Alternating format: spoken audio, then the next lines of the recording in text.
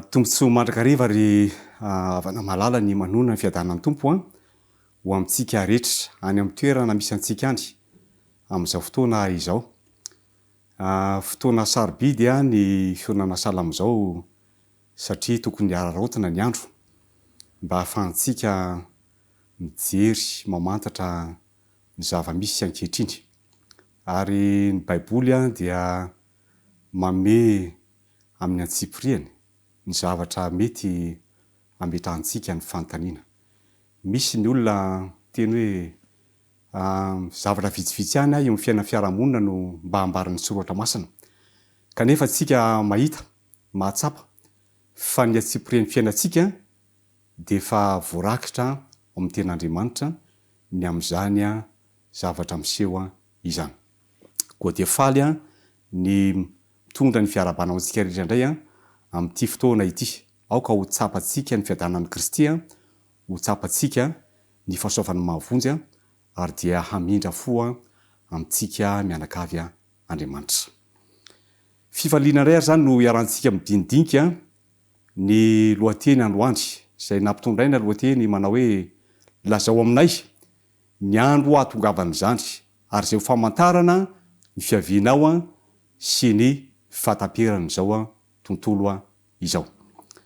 Zany fanontaniana izany dia ahafahantsika mijery fa hoe ho avy Kristy ary misy famantarana izay ambara mialohan'izany fiaviana izany. Ny fanontaniana izay ho jerentsika ihany koa zany androany dia maneho fa hoe misy fiafarany, misy fahataperana izao tontolo izao misy antsika ity. Misy fahataperana fiainantsika eo amin'izao tontolo izao. Fanontaniana napetraky ny mpianany tamin'i Jesosy io fanontaniana io. Indray andro manko zany indray mandeha nakena tendrombohitra oliva izy ireo niaraka ny vavaka ary tao anatin'izany fakanesana teny tendrombohitra oliva izany dia nahita ihany koa izy ireo ny atsara ny tanànan'i Jerosalema dia nijery ny tempoly. Ny topy teny amin'ny tempoly izay nitsangana ny mason'izy ireo tamin'izay fotoana izay hoe hakory ny atsaran'izany tempoly izany. Jesosy dia nanambara fa horava Jerosalema ary horava zany tempoly mahafinaritra izany.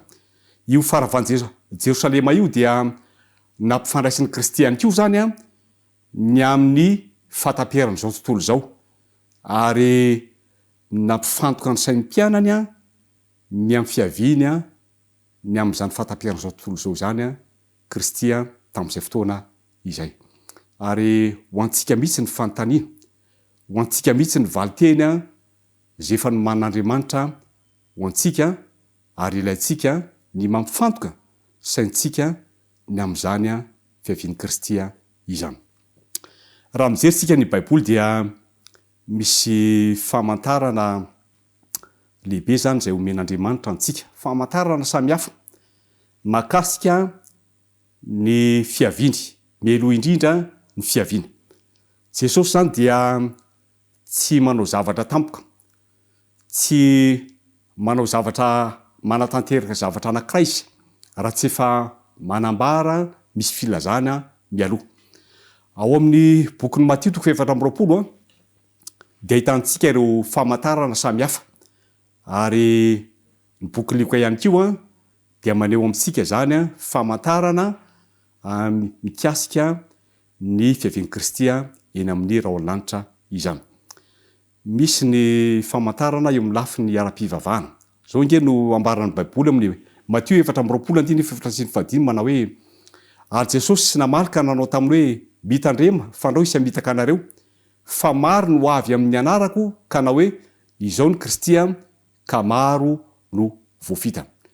Ary misy fampitandremana omen'Andriamanitra antsika ny amin'ny teny izay renesika, ny amin'ny teny izay ambara fa misy amin'ireny olona mitory ny ten'Andriamanitra, mamaky Baiboly reny, manambara ny ten'Andriamanitra ireny dia voalaza fa misy amin'ireny antsoina hoe mpaminany sandoka ka ilayntsika ny mitandrina makasika an'izay.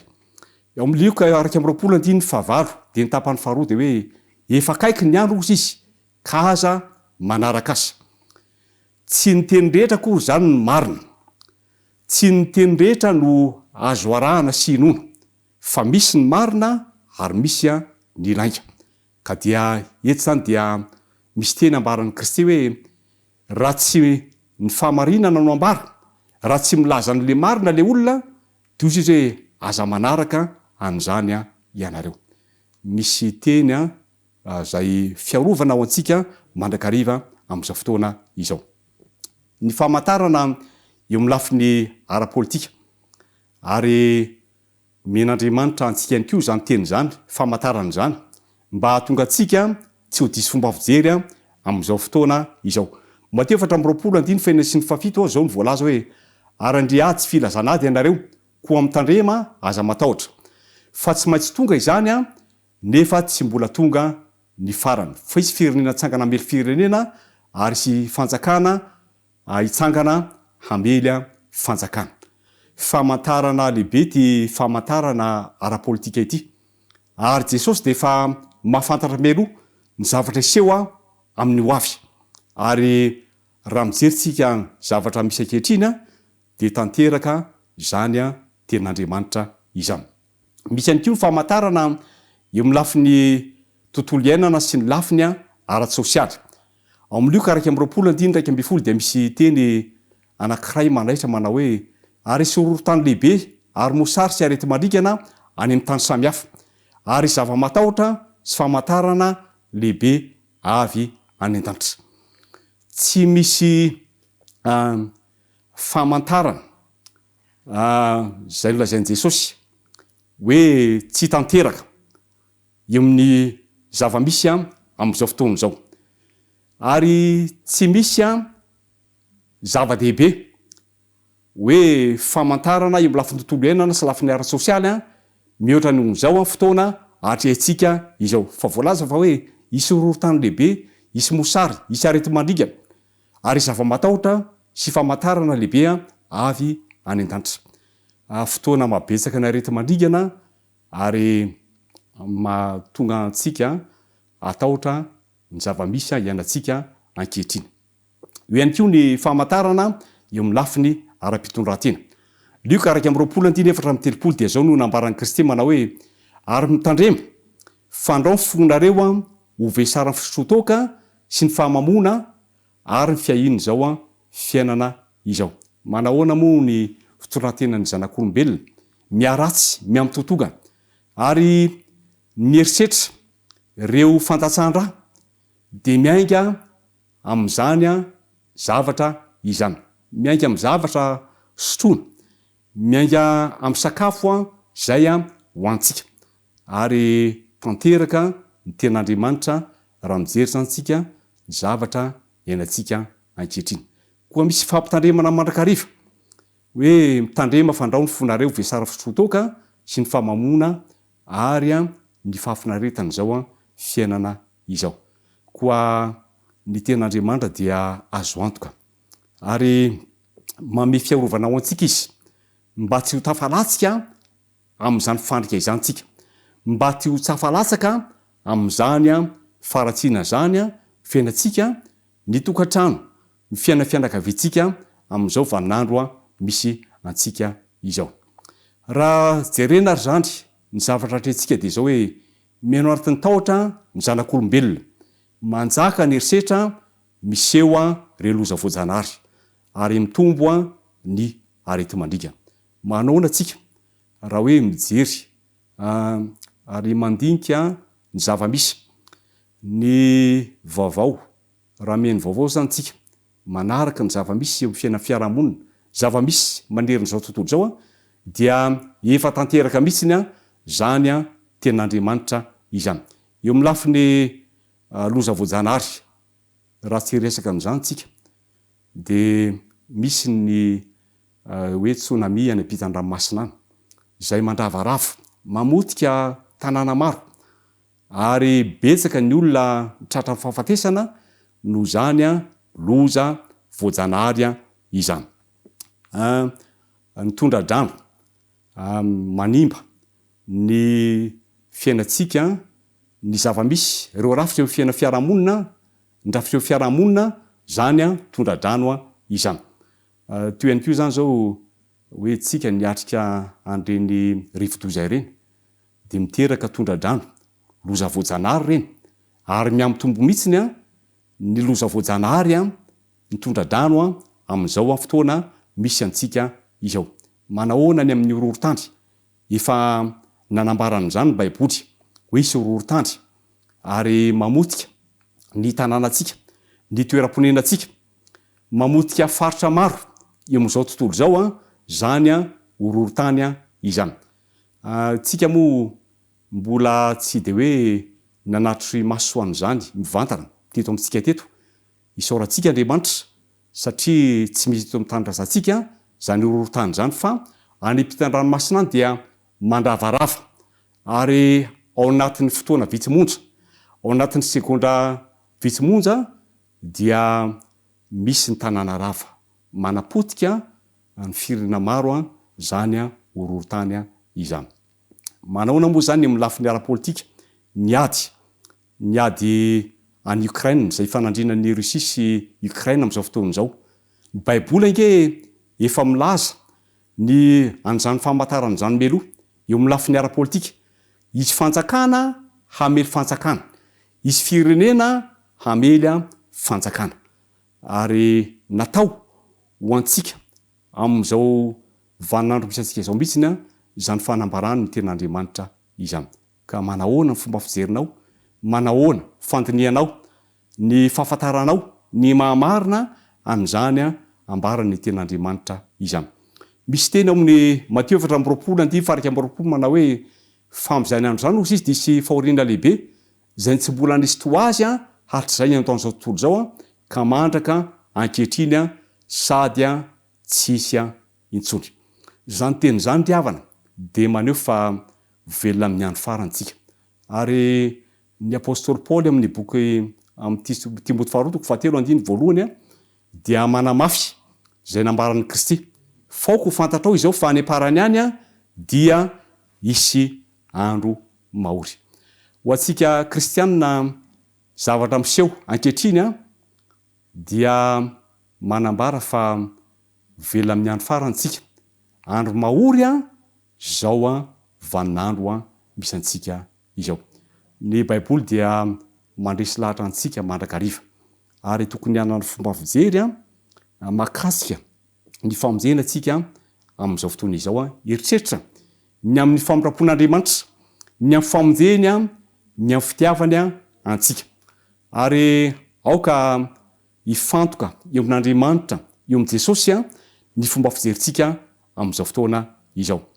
Ao amin'ny Luka 4:20 dia misy vahaolana ambaran'i Jesosy manao hoe ara vao miandoha izany rehetra izany hozy izy de miandrandra ka asandrato ny lohanareo fa efa manakaiky ny fanavotana anareo. Rehefa miseho ireo toe-javatra maro samihafa reo, rehefa mandre vaovao anareo, rehefa mahita, rehefa mahafantatra, de asaina miandrandra, de hoe miandrandra hozy izy ka asandrato ny lohanareo fa efa manakaiky ny fanavotana anareo. Tokony fotoana zany zao ry havana mba hiandrandrantsika ary andraisantsika ny famonjena avy amin'Andriamanitra.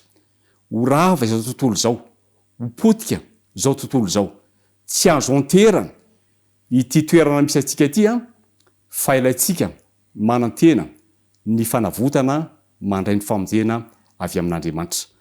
Koa amin'ny teny ity dia teo aneo amintsika ny fahamarinany Andriamanitra.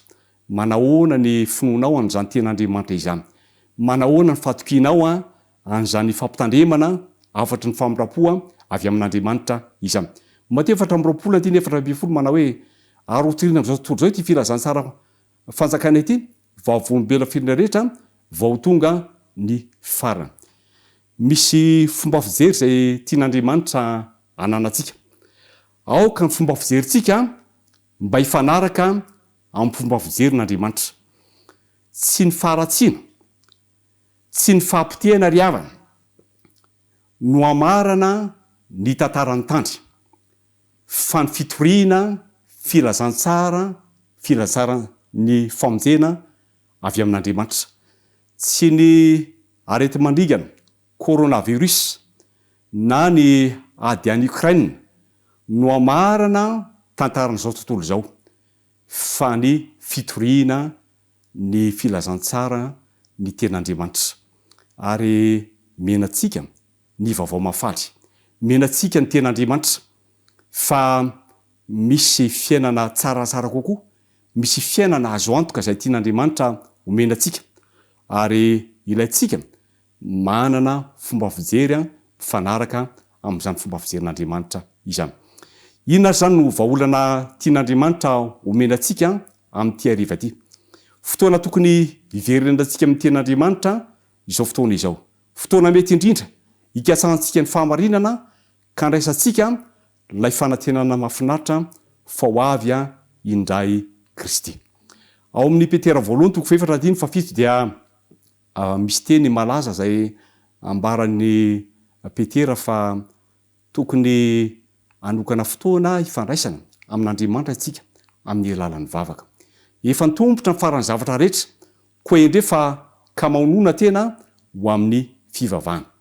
Miray feo ireo mpanoratra amin'ny Baiboly fa efa hifarana ny tantaran'ny tandry, efa tanteraka ireo faminaniana, ireo famantarana mahakasika vivian'i Jesosy. Ka ilaintsika ny fandray amin'Andriamanitra manoka tena, manokana fotoana hivavahana, ary ahafahantsika mahatsapa ny fanatrena, mitondra ny fankatantsika, mitondra ny etahitantsika, ny faniritsika, ny zavatra mahazo antsika eo amin'Andriamanitra amin'izao fotoana izao. Ny Andriamanitra hivavahantsika dia Andriamanitra mahatsapa, Andriamanitra mahafantatra izy, Andriamanitra mandre izy. Misy teny fikasana zay homenantsika amin'ny bokin'i Isaia 3:1-7 izao no teny manao hoe: aza matahotra ianao fa efa nanavitra anao, efa niantso ny anaranao, ay ianao. Raha mita ny rano ianao dia ombanao, ary raha mita ny onona ianao dia tsy hanafitra anao izy. Eny, raha mandeha mamaky ny hafa ianao dia tsy ho may, ary tsy rehetra aminao ny lelafo, fa izao no Jehovah Andriamanitrao, dia ny iray masin'Israely mpamonjy anao.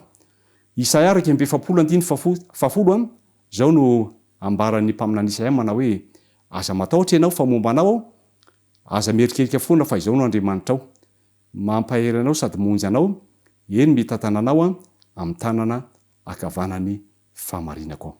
Misy antso zay ataon'Andriamanitra amintsika androany amin'izao takarive izao. Andehitsika andray ny tanan'i Kristy, ary tiany olotra anao amin'ny famonjena izy. Raisy ny tanam-pahasoavana, raisy ny famonjena avy aminy fa te hanafitra anao izy. Ingane hotahiana zany ten'Andriamanitra izany, hitondra fifaliana, hitondra famonjena ho antsika tsiraray avy. Amen. Andehitsika hiaraka hivavaka.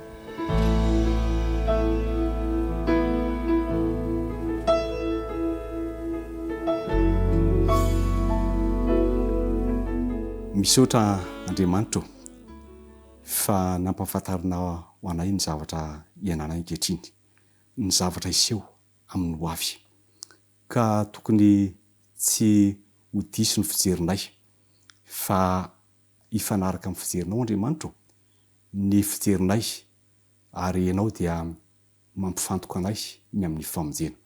Andriamanitra, raha miseho avokoa ireo famantarana lazain'ny Baiboly dia mampitandrina anay ianao, ary tokony hiomana izay, tokony eritreritra izahay ny amin'ny teninao, fa manana ny marina, milaza ny marina aminay ianao Andriamanitra, ka tokony hanaiky an'izany izahay, tokony hino an'izany izahay, ary tsy ny faratsiana no amarana ny tantaran'ny zao tany izao, fa ny fitoriana, filazantsara. Ka omena anay Andriamanitra ny teninao, ingane mba ametraka fiainanay eo amin'ny teninao izahay, eo aminao Andriamanitra, ka handray an'izany ho mpitaridalana anay amin'izao fotoana izao, mba voaary izahay amin'ireo loza maro samihafa, amin'izao fotoana izao. Andriamanitra mankataka anao amindra fo avelo ny fahotanay, aoko iso ny fahatsaranao, aoko eo fiainanay ny fahasoavanao. Misaotra Tompo amin'ny anaran'i Jesosy. Amen.